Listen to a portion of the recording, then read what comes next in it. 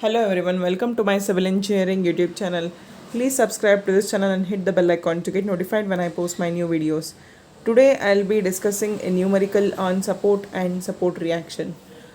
So here we have a beam which is having the support at A and B, so which is hinged at A and roller at B. So the beam overall length is 6 meters and it is subjected to concentrated load of 5 kilonewton, 5 kilonewton and then UDL of 2 kilonewton per meter with a span of 3 meters between D and B, and also 3 kilonewton per meter UDL which is having the span of 1 meter in the vertical direction from B. So here before finding the support reactions, before determining the support reaction, we are supposed to draw the free body diagram representing the number of reactions at each support. Since at A it is a hinged support, so we'll be having two reaction, one horizontal direction and one in vertical direction. So as in case of roller support, we'll be having only one reaction in the vertical direction, so we shall call that as RB. And then at A, which is in the vertical direction, let us call that as RAY, and which is in the horizontal direction, let us call that as RAX. So here before proceeding, we need to convert this UDL to the point load. So in order to convert this UDL to the point load, we need to multiply the magnitude of UDL into the distance to which the UDL is acting. So here you can just observe the UDL acting between D to B. The UDL acting between D to B is 2 kilonewton per meter, and at D and the distance is 3 meters. So the point load will be 2 into 3, which is at the centroidal position between D to B. Means it is exactly at the center between D to B, since it is a uniformly distributed load. So that is 6 kilonewton. So similarly, the UDL is acting in the vertical direction. We need to convert that into point load. So we need to multiply the magnitude of load, which is the UDL, which is in terms of kilonewton per meter, multiply that with the distance to which the UDL is acting. So here the load acting is 3 kilonewton per meter and distance is 1 meter. So here it is nothing but 3 into 1, it is 3 kilonewton, which is exactly acting at the centroid, so which is dividing the span into two equal halves. So this is what the free body diagram.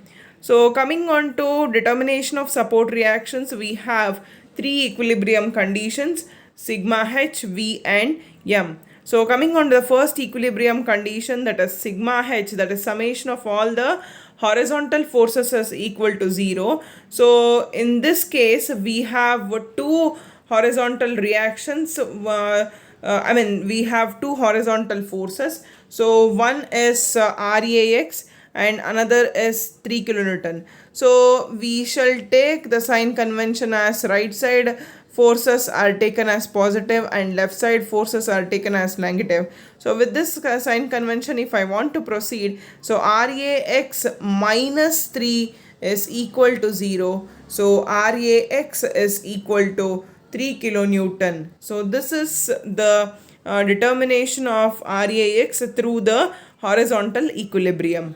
So next is the another equilibrium condition. So that is sigma V equal to 0. The summation of all the vertical forces is equal to 0. So in this case, we are going to have the sign convention as upward force are taken as positive and downward force are taken as negative. So if I want to proceed with this sign convention, so here when we consider the support reaction, we have two forces in the upward direction at the supports, that is RAY and RB. So I have just equated the upward forces is equal to downward forces.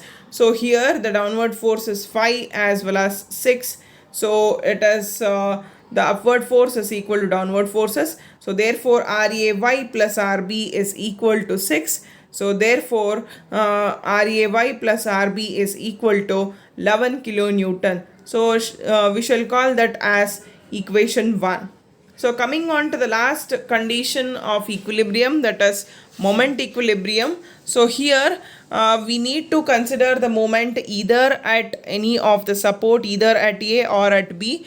So here I am going to consider the reference point as A. So therefore sigma MA is equal to 0. The summation of all the moments at point A is equal to 0.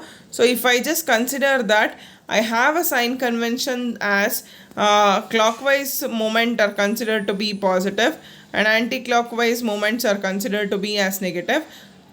So if I just start from RB, so it is RB, moment is nothing but force into perpendicular distance. So RB into this distance between B to A, so it is 6 meters, RB into 6. So go along the force through the line of action, it is the anti-clockwise, so it is minus RB into 6. So coming on to the next force, it is 6 kilonewton. So 6 into the distance between A to the point load 6 kilonewton, that is 4.5. So 6 into 4.5, it is acting in the clockwise, hence it is considered to be as positive.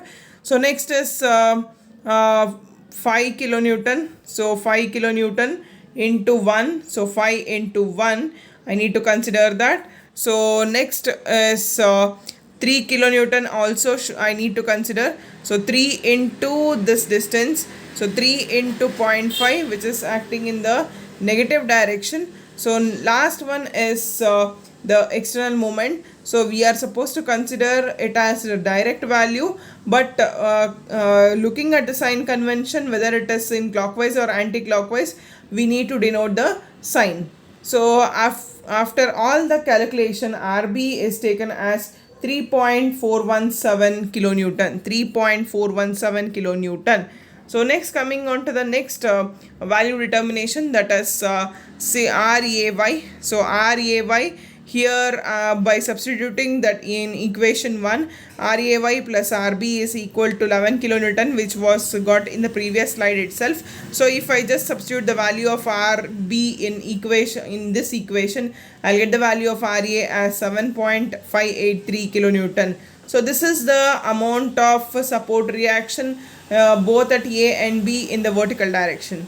So since I have two supports at A, one is RAX and RAY, which has values for both the support conditions in both the directions. So therefore I need to determine the resultant of the forces in horizontal and vertical direction at A. So if I just project this, so let me consider this as R, the resultant of RAX and RAY. So resultant can be determined as root of RAX square plus RAY square. So here RAX I know the value as 3 kilonewton and RAY I know the value as 7.583 kilonewton. So if I just substitute that value, R is equal to root of RAY square plus RAX square. So if I just substitute that, I'll get R as 8.155 kilonewton. So 8.155 kilonewton is the value of the overall resultant at A. So since we have the values which were determined due to RAX and RAY, so here there will be the existence of the resultant at the hinged support when there is a value for the horizontal as well as the vertical forces. So this is all about the calculation of the support and support reaction. So thank you for watching. Please like, share and subscribe the video. Thank you.